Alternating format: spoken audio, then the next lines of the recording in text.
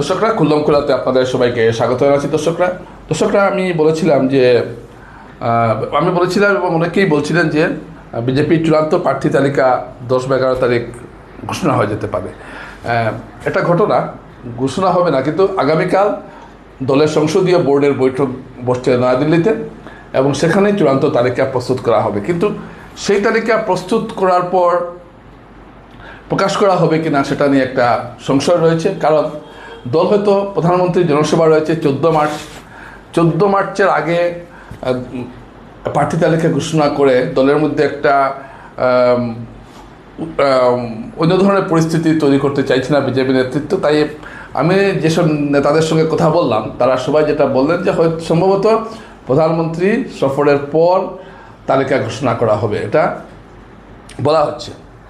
এবং এই তালিকা ঘোষণা এবং প্রথমে ঠিক হয়েছিল প্রধানমন্ত্রী জনসভা করবেন, সেখানে সবাইকে ডেকে আনা হবে। কিন্তু এখন এই পরিকল্পনা থেকে বিজেপি একটু সরছে এবং বিজেপি চাইছে যাতে প্রধানমন্ত্রী জনসভায় যাতে কোনো ধরনের অসুবিধা না হয়। যদি আমরা দেখি তাহলে প্রার্থী তালিকা খুব সম্ভবত, যেটা আমরা বলেছিলাম যে 10, 11 বা 12 তারিখ প্রকাশিত হতে পারে, কিন্তু সেটা হবে না। আগামীকালকে সংসদীয় বোর্ডের যে সভা হবে সেই সভার পর তালিকা ঠিকঠাক হয়ে যাবে। এই তালিকাতে কারা আছেন কারা না এ নিয়ে চুলচেরা বিশ্লেষণ চলছে সব দিকেই, এবং অনেকেই আমাদেরকে ফোন করছেন কারা তালিকাতে আছেন কারা তালিকাতে নেই। তবে এখন পর্যন্ত আমি যেটা খবর পাচ্ছি তাতে আগামীকালে চূড়ান্ত সিলমোহর তালিকা প্রস্তুত হয়ে গেছে। আগামীকালে চূড়ান্ত সিলমোহর দেওয়া হবে সংসদীয় বোর্ডের সভায়। এবং এটা ঘটনা যেটা প্রথমে চিন্তা করা হয়েছিল যে মুখ্যমন্ত্রী হিমন্ত বিশ্ব শর্মার শুধুমাত্র মতামত থাকবে না, অন্যদের মতামতও থাকবে। কিন্তু যে খবর আমার কাছে আছে যেটা প্রার্থী তালিকা পুরোটাই ঠিক হয়েছে মুখ্যমন্ত্রী হিমন্ত বিশ্ব শর্মার মর্জি মাফিক, তিনি যা চেয়েছেন সেটাই হচ্ছে। এবং অন্যরা কেউ এই বিষয়ে কোনো মতামত দেননি। আমি কয়েকজনের সঙ্গে কথা বলেছিলাম, সবাই বলছে যে মুখ্যমন্ত্রীর প্রার্থী তালিকার ক্ষেত্রে মুখ্যমন্ত্রীর পছন্দই চূড়ান্ত। মুখ্যমন্ত্রী যাকে পছন্দ করবেন বা যাকে মনে করবেন প্রার্থী দেবেন তাকেই প্রার্থী দেওয়া হবে। তো এই পরিস্থিতিতে প্রার্থিত্ব নিয়ে বিরোধ দেখা দেওয়ার দুটো জায়গায় আমরা দেখছি এই মুহূর্তে। একটা হলো উধারবন্দ আর একটা হলো কাঠিগোড়া। উধারবন্দে রাজদীপ গোয়ালাকে যদি প্রার্থী করা হয় তাহলে স্থানীয়রা বিদ্রোহ ঘোষণা করবে, এমন একটা ইঙ্গিত পাওয়া যাচ্ছে। একইভাবে আমি দেখতে পাচ্ছি যে কাঠিগোড়াতেও এরকম একটা পরিস্থিতি তৈরি হয়েছে। কাঠিগোড়াতে এমন পরিস্থিতি তৈরি হয়েছে যে বিক্ষুব্ধ যারা আছেন, যারা অন্য দাবিদার আছেন, তারা বলছেন যদি কমলাক্ষ বলছে, আমার প্রকাশ্যে বলছেন না, বা তাদের সমর্থকরা বা তারা যাদেরকে নিয়ে চলছেন তারা বলছেন যে যদি এরকম কোনো পরিস্থিতি দাঁড়ায় তাহলে অমরচাঁদ জৈনকে সামনে রেখে তারা কমলাক্ষ দেবপ্রকাশ প্রকাশ থেকে যদি টিকিট দেওয়া হয় তবে তারা এমন পরিস্থিতি তৈরি করবেন যে প্রয়োজনে অমরচাঁদ জৈনকে সামনে রেখে তারা কমলাক্ষকে দেখিয়ে দেবেন না দলকে দেখিয়ে দেবেন, এটা তাদের ব্যাপার। কিন্তু খুব বিষয়গুলো খুব সহজ হবে না তারা বলছে। যদি আমি জানি বা আমার পূর্ব অভিজ্ঞতা বলছে যে প্রার্থিত্ব ঘোষণা করার পর মুখ্যমন্ত্রী যখন এসে কাঠিগোড়াতে সভা করবেন, সবাইকে যখন বলবেন যে এটা আমার দলের প্রার্থী, তোমরা সবাই সমর্থন করো, তখন সবাই সমর্থন করবেন। অনেকে বলছেন যে গৌতম রায়ের যে হাল হয়েছিল সেটা দেখিয়ে ছাড়বেন। গৌতম রায়ের যে হাল হয়েছিল তখন হিন্দুর সঙ্গে মুসলমান ভোটের ডিফারেন্স খুব কম ছিল, মাত্র 9,000, এখন প্রায় 45,000। সুতরাং এগুলো দিয়ে কাজ হবে বলে আমার মনে হচ্ছে না। কিন্তু তারপরে আমি বলছি যে কাঠিগোড়াতে তো অমরচাঁদ জৈনকে যে তারা সমর্থন করবেন, অমরচাঁদ জৈন কংগ্রেসে যাবেন, যাওয়ার পর সমর্থন করবেন না অমরচাঁদ জৈন নির্দল হয়ে লড়বেন তারপর তারা সমর্থন করবেন, এটা কিন্তু পরিষ্কার নয়। কারণ তারা সিদ্ধান্তের কথা জানাবেন যখন দল টিকিট ঘোষণা করবে। এখনও যেহেতু দল টিকিট ঘোষণা করেনি তাই তারাও প্রকাশ্যে কিছু বলতে চাইছেন না।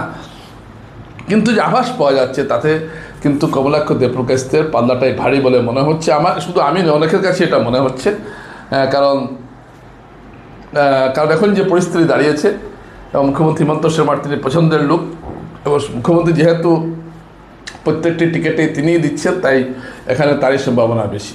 এবং পরিস্থিতি এমন দাঁড়িয়েছে যে এবং ধরার ক্ষেত্রে আমরা দেখলাম যে পরিমল শুক্লবৈদ্য এখনকার বিধায়ককে চাইছেন না বলে একটা প্রচার চলছে, কিন্তু কি হবে সেটাও ঠিক নয়।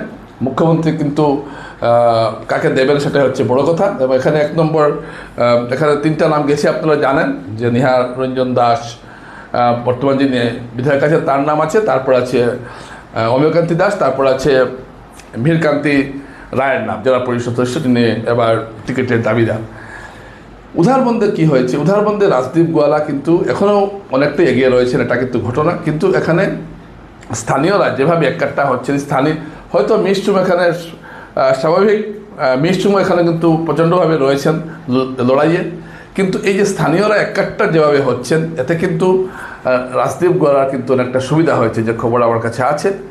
এবং উধারবন্দের সম্পর্কে আমি এই মুহূর্তে কিছু বলতে চাইছি না, কারণ উদাহরণটা দিয়ে এখনও আজকে সিদ্ধান্ত নেওয়া তো হয়ে গেছে, কিন্তু চূড়ান্ত সিদ্ধান্ত কী সেটা এখনও জানা যায়নি। একইভাবে শিলচরেও আমরা দেখতে পাচ্ছি যে 1 নম্বরে বর্তমান বিধায়কের নাম আছে, তারপর অন্যদেরও নাম আছে, কিন্তু এসবগুলো মিলে 1 নম্বরের নাম থাকলেই যে কেউ টিকিট পেয়ে যাবেন এমন নয়, এটা স্থির হবে আগে। কিন্তু আমার যেটা ধারণা যে সবগুলো স্থির হয়ে গেছে, আগামীকালকে সংসদীয় বোর্ডের বৈঠকেই পুরো নামটা চূড়ান্ত হবে, এটা কিন্তু ঘটনা। এবং কংগ্রেস এবং আরেকটা লক্ষণীয় বিষয়, এবার বিজেপির তালিকা প্রকাশের পর এটা দেখতে হবে যে কংগ্রেসের তালিকায় যেভাবে বাঙালি হিন্দুরা বঞ্চিত হয়েছেন, বিজেপির তালিকায় সেভাবে বঞ্চিত হয়েছেন কি না, সেটাও একটা দেখার বিষয়। কারণ আমরা দেখেছি যে একটা বিরাট সংখ্যা থাকলেও বাঙালি হিন্দুরা নানা ধরনের রাজনৈতিক বঞ্চনার শিকার হচ্ছেন এবং রাজনৈতিক কর্তৃত্বহীনতায় ভুগছেন বাঙালি হিন্দুরা, এটাও কিন্তু একটা দেখার বিষয়। তো এটা আমরা আগামী যে তালিকা প্রকাশ পাওয়ার পর আমরা সেটা অবশ্যই আমরা দেখব কী হয়। কিন্তু এখন পর্যন্ত যে পরিস্থিতি, তাতে আগামীকালে সংসদীয় বোর্ডে বিজেপি প্রার্থীর নাম চূড়ান্ত হবে এবং এই নাম ঘোষণা করা হবে কিনা সেটা এখনও ঠিক হয়নি।